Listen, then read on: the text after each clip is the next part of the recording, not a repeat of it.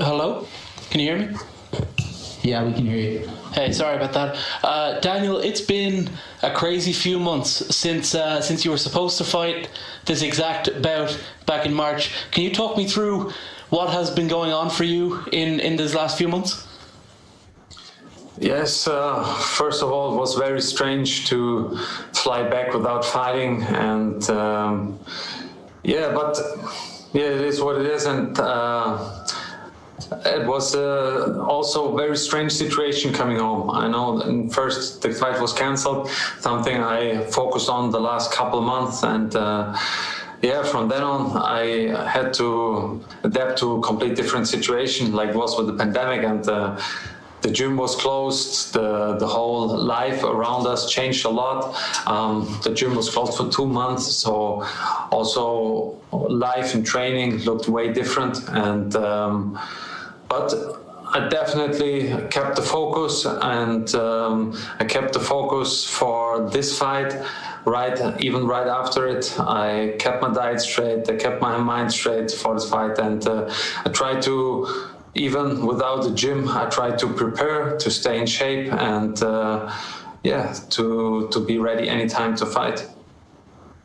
Emmanuel Sanchez is, like we said, he's the person who has been at the forefront of your mind. For you to get to the featherweight title, you have to beat this guy, and this has been the case for, like we said, 6-7 months.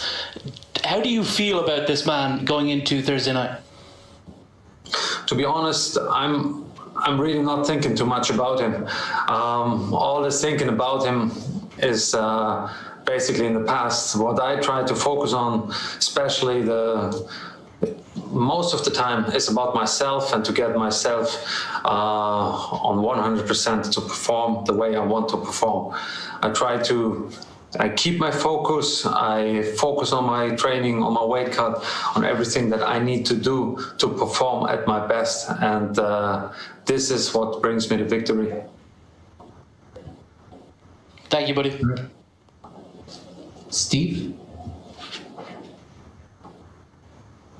Steve Jr. on his live. Thank you. I appreciate it. And thank you, Daniel, for the time today. We talked back in March before the pandemic forced the card to be postponed. And you told me you and your team were doing all the right things, good hygiene. Nobody was working out with you if they were sick. How disappointed were you then that despite all your best efforts, the show still got postponed? Obviously, we always do everything we can to get the fight going, to make it happen. But there are things in his life we can't control, and this is one of it. And I think there are many situations in life that we can't control, but we have the thought that we would. So this was just another situation where we got shown, hey, there are other things in life happening that we can't control, and this is one of it. But outside of that, I always try to be present in the moment, and try to do everything according to my plans, to my goals, and to my dreams. So this is today no different. I prepare for fighting, for war, and I'm doing my best. I know you told Donna that the gym was closed for a couple of months back home, but is there any possibility that if you were still working out, even with the gym closed, that you might have overtrained or gone past your peak? Yeah, there's always an issue. So, but I try to manage in the last couple of years to listen very well to my body, and when my body tells me to get some rest, to take it. And especially having a daughter is a good motivation to take some rest at some time, because it's the best quality time we have.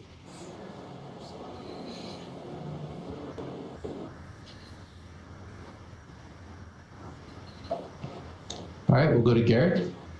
Hi, Daniel. Gareth A. Davis calling from London. How are you doing, sir? Thanks, I'm doing good. How are you? Very well, thank you. Good to see you. Look very well. You look very fit. The beard's looking good. I just wanted to ask you, obviously it was a 3-round fight last time with Emmanuel over 4 years ago.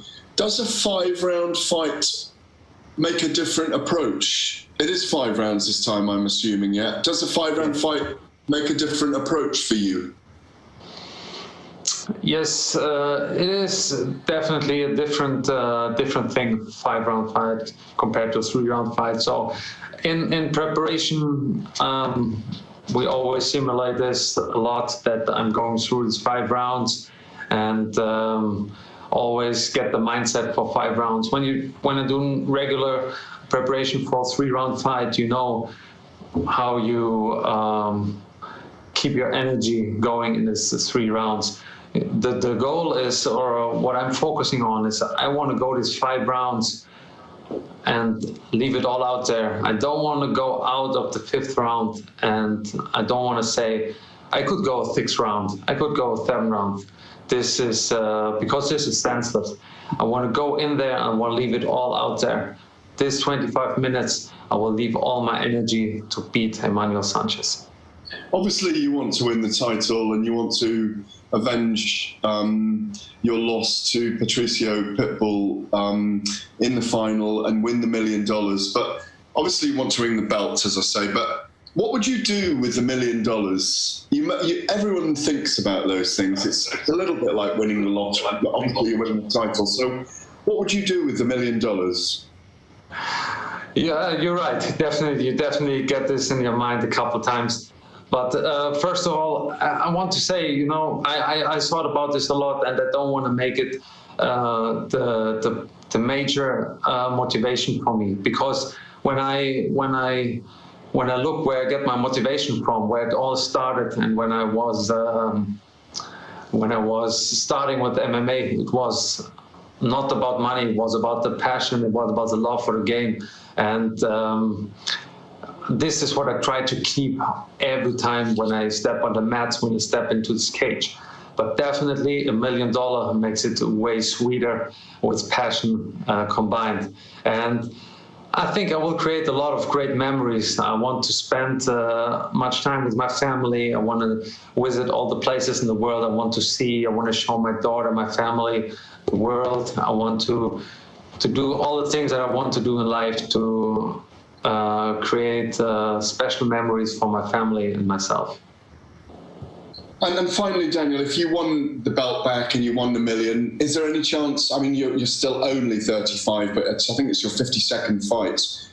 Is there any chance you would call it a day, that you would retire, or is there still much more to come from you?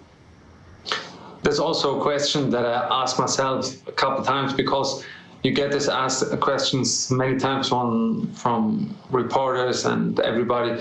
And the main thing for me is to enjoy what I'm doing. And right now, I enjoy this to the fullest, with all my heart, with all my passion. I enjoy every step on this journey, even self-isolation, sitting on the hotel, cutting weight. I enjoy every single part of it. And I will definitely enjoy fighting a Thursday night. This is for sure. But on this day, when this is over, then also my career is over. But until I enjoy it the way that I'm enjoying it right now, and my body is healthy the way it is, I won't stop. Great to see you. Best of luck on Thursday night. Sorry we can't be there. Yeah, it would be great to have the audience, the atmosphere, all you guys there. But yeah, I will put on a show for you, definitely. Thank you. We'll get the job done, brother. Thank you. Thank you. Go to Jay Anderson. Thanks very much. And Daniel, welcome back. Got 2 quick questions for you. First of all, were you surprised, given how much is on the line in this Grand Prix, that it wasn't the first thing back when Bellator returned to action in July? Yeah, to be honest, it was very hard to figure out what was happening and when to fight next and what was the plans. It definitely was. I know that there were challenges to bring fighters to the US from 3 different countries outside of US. So that's one thing that's not in my hands. So I don't think about this too much. And just another quick one. In terms of the time off, I know it's been talked about a bit, but were there any benefits in terms of just healing up from any nagging injuries that you had, anything like that? Of course, definitely. I felt like I This was the first time, maybe in the last 20 years, that I haven't been on the mats for 2 months. 2 months, and it felt strange. Yeah? I mean, I enjoyed it. I spent a lot of time outside and in the nature, and I really enjoyed it. But I knew it's something that wasn't there the last 20 years, and it was strange, but it was good. I took the good out of it, and but at the same time, I was very happy to step back on the mats. We'll go to Santiago, followed by Ben Allen. Hi Daniel, guten Tag and greetings from Amsterdam. You were so close to winning the featherweight title back in 2018. A lot of people thought you won that fight. Did you think the same? I know it was a close fight, and I thought more about the mistakes that I did in this fight that would make it a much clearer decision for the judges, or even a stoppage when I got this anaconda choke. So these are more the things that went through my mind looking back to this fight. And now I'm here, having all possibilities in this world to do it again and to create the future new. Bellator has never visited Germany. A couple of German fighters really performed well in the last couple of weeks, like Alan Omer and Mandy Böhm. Would you like Bellator to visit Germany next year and put up a big event? That's always one thing when I meet Scott Coker, when I ask him, bring Bellator to Germany, we will put on a great show for all the fans in Germany and around the world. Germany is a great country for MMA, and the MMA was growing so much in the last couple of years, and would be just great to have Bellator as one of the greatest organizations for MMA in Germany, and would be my honor to represent Frankfurt, Germany. Good luck on fight night, sir. Thank you, appreciate it. Ben? Hi, Daniel. So you obviously took a split decision over Emmanuel Sanchez back in 2016. And from that fight, do you think that you know everything that he's going to bring to the table, or do you expect him to be a completely different fighter in there on Thursday? Not a complete different fighter, but he definitely involved as a fighter.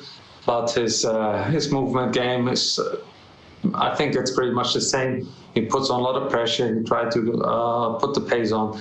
And that's the changements that I think that he did. But I involved much more as a fighter, and I feel compared to our last fight, I'm definitely a complete different fighter. But also from March this year, I involved a lot, and I took this time to work on certain things. And I tried to become a better fighter every day.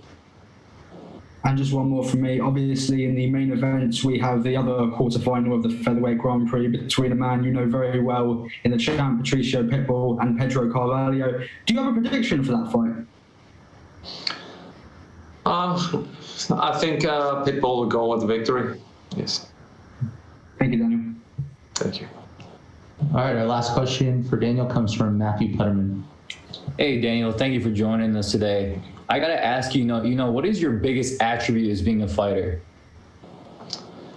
I think it's my passion. My passion, because out of my passion, everything builds up. My mental strength, my motivation to train, my motivation to improve. It's all based out of the passion that I have for the sport, and out of that grows the desire to become the best version of myself and the best fighter that can possibly be. Because what is this passion for when you don't use it to build something? And this passion was even 20 years ago in my life, and I'm thankful and blessed to have this even right now, and to carry it with me to Uncastle, to Mohegan Sun, and to Thursday night. All right. Thank you very much, Daniel. Appreciate your time. Thank you.